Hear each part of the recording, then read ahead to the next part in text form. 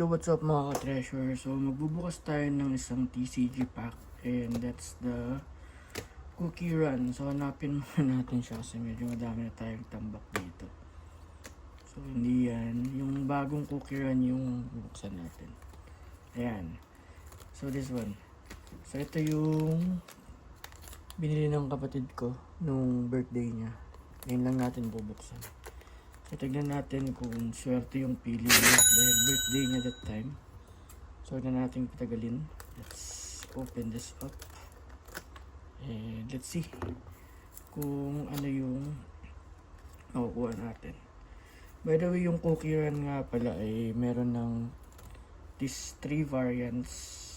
I mean 4. So, meron pang mas nauna dito. Then ito. Then sumunod to. Then ito na yung sumunod.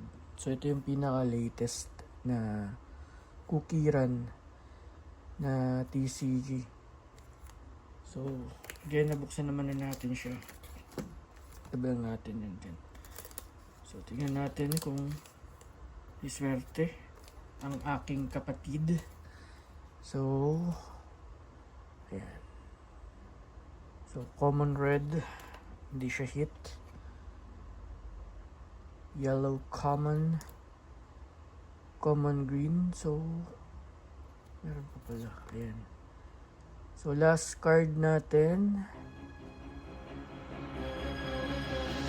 ano, okay.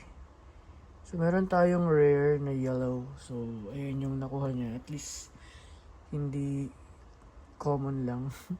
So may konting swerte siya nung birthday niya, so ayan, ang ganda ng itsura. May effects. So, yun lang mga ka-treasure. Na-share ko lang. Peace.